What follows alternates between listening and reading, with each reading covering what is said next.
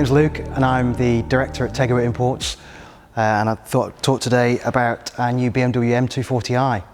We bought this car because we wanted to do a rear-wheel drive tyre test, and we thought it was a pretty good car to pick because they're fairly relevant and also fairly modern. We bought the car in a bit of a crazy state. It was on air ride, super low, with a straight-through exhaust, so it was just not what we needed at all. But obviously we knew we could make it into something good, so we did. I'll start by going through the spec of the car. We've put some DS Uno brake pads on the standard calipers, and they work really well. We've got two Forge ZF2 wheels. The offset of the wheels we managed to get just right with a little bit of trial and error. The rears are ET42, so an 18x9 ET42, and the fronts are 18x9 ET30. And it sits pretty well, and no rubbing on the inside or the outside. It's on Yellow Speed Dynamic Pro Sport coilovers, which on track we just wind to the full stiff setting, and it rides really well on track and also really well on the road. We've just put some H&R roll bars on, so I'm not sure what they're going to perform like, but we're looking forward to trying them. It's got a Bmw Motorsport Lsd. We fitted that because the first time we went on track it had an open diff and it was just a nightmare. I'd not driven a car on track with this sort of power with an open diff before, and it just showed that it really needed a diff. So we've now fitted one of those.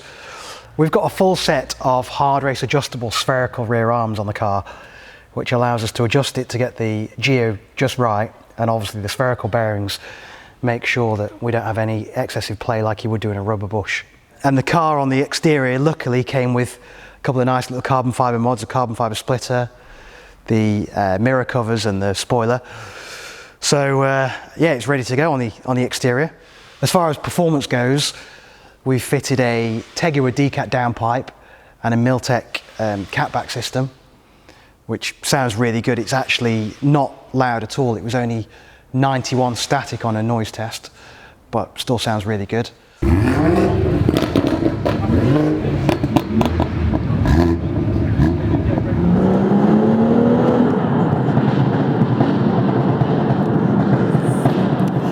And then we've used the fuel pump off a Toyota Supra, and this allows us to be able to map it. We've managed to make 440 horsepower, so it's really punchy and goes well. We've obviously gone with a standard pops and bangs map as well on the sport mode, just for a bit of fun when we're on the road.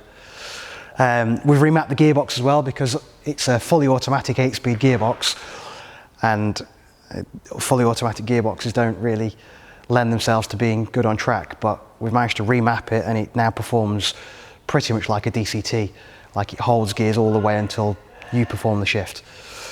So yeah, it's good fun, and I know there's some issues with the gearbox temperatures on track, but we didn't have any. We did a whole round of time attack at Brands Hatch and the gearbox didn't give us any issues at all, so it seems to be pretty good there.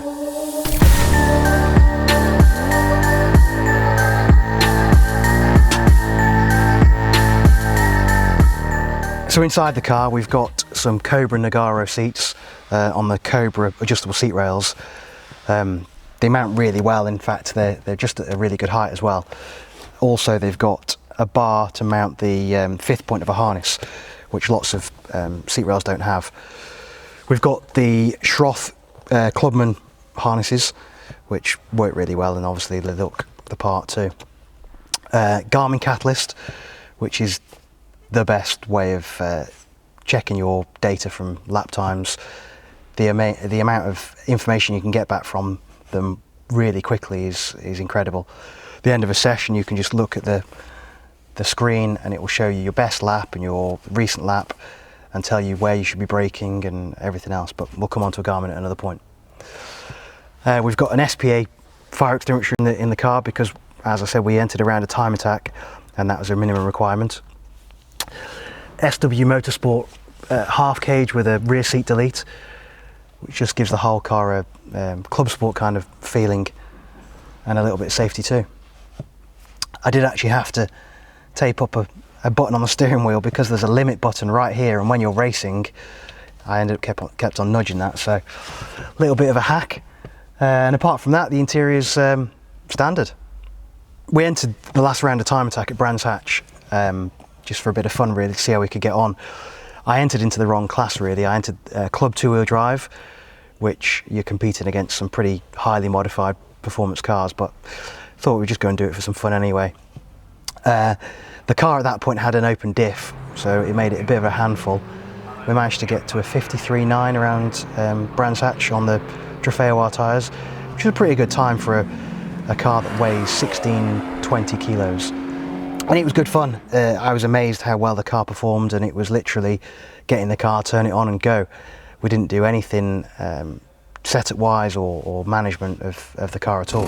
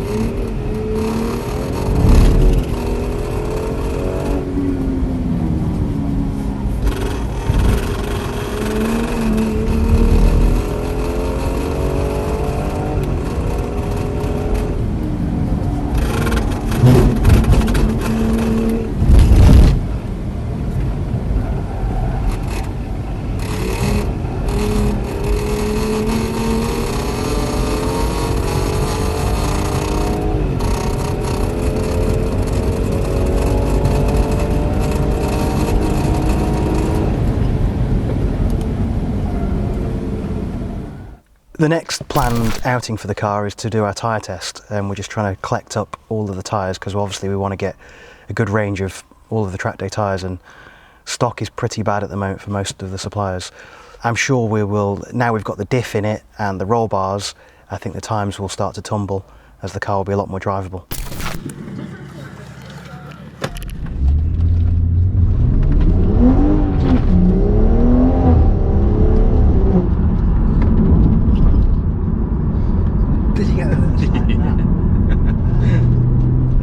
It's such a good all-rounder, like the way we can drive it on track and then still goes up the road really nicely is, I'm really impressed with it. And obviously now we've got a tunnel and we can do the pops and bangs just for a little bit of asbo.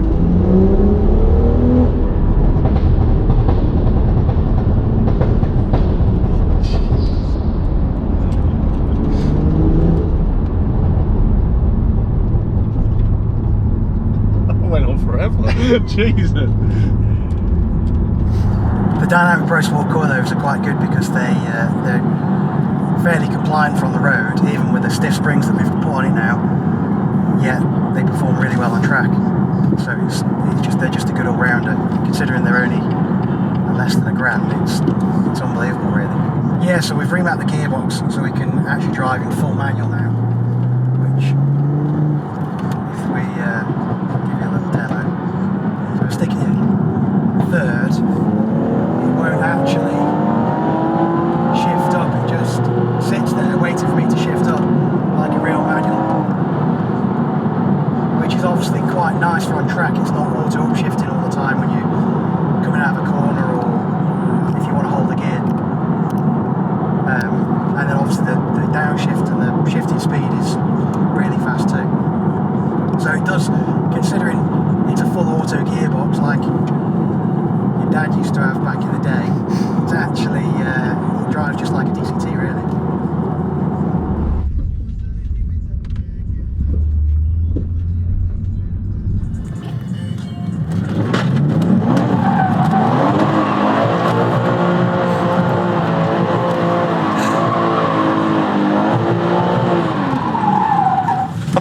Yes, Luke. Just in time with comment.